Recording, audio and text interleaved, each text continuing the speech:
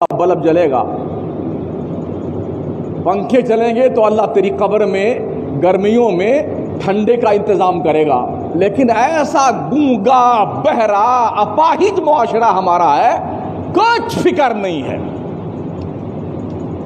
یوں تو فکر ایسے بھی نہیں ہے، دوسرے جب جھولی پھرائی جاتی ہے تب سورداس ایسے آنکھیں میچ کے بیٹھتے ہیں کہ جھولی پھرانے والا گزر جائے خیریت سے، ہمیں 10 روپے ڈالنے نہ پڑے تو بڑا اچھا ہو.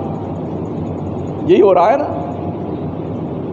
مسجد کا پنکھا استعمال کرتے ہو، دن بھر اس کو مسافر خانہ بنا کے رکھتے ہو اللہ کے گھروں کو. کولر تمہارے باپ کا چلتا ہے، بجلی کا بل کون بھرتا ہے؟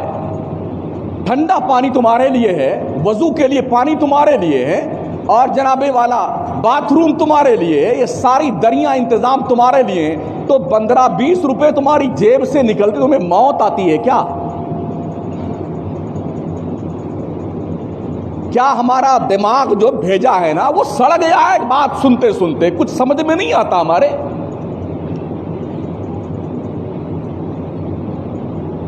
پوچھو نا کمیٹی والوں سے کتنا بل بھرنا پڑتا مہینے میں. ایک ایک آدمی ایک ایک کولر چلا کے سوتا جیسے اس کے باپ کی پراپرٹی ہے. مسجد نہیں ہے یہ. اگر ہم نے آج کے بعد دیکھ رہے دھکے مار کے نکالیں گے اس کو سمجھ نہیں آتا اس بات کو. صبح فجر سے لے کے بیٹے دوپہر 2 بجے تک سوتے ہیں مسجد میں.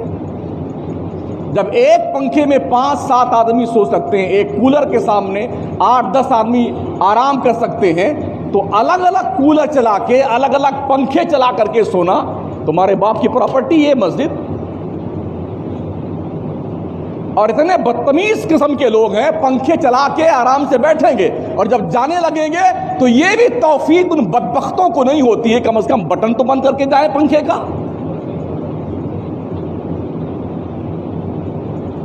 ارے مسلمان ہیں یا اینٹ پتھر ہیں آپ؟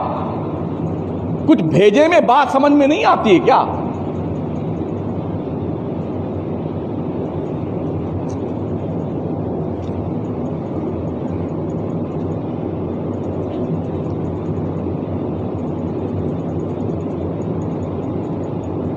غیروں کے ہاں آپ کا تو زیادہ سابقہ، کبھی گردوارے میں کبھی مندر میں. لوگ وہاں پر جو رفاہی کام کرتے ہیں نا، جو ہم نے پڑھا ہے، جو ہم نے سنا ہے، لاکھوں لاکھوں روپے ڈونیشن دینے کے لیے لوگ لائن میں کھڑے رہتے ہیں. مہینوں بعد نمبر آتا ہے، مہینوں بعد. اسے جانتے ہو نہیں آپ لوگ؟ کہ تم کہاں مر جاتے ہو جب تمہاری مسجد کی باری آتی ہے؟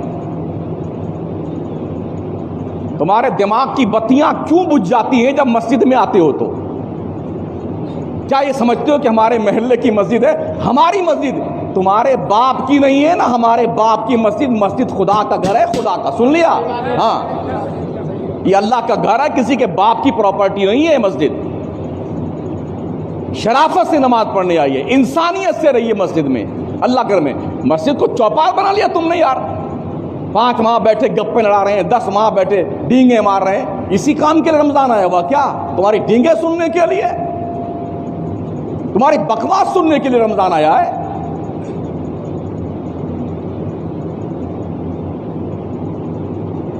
یہ سارے کام مسلمان کرتے تھے، رفاہی کام.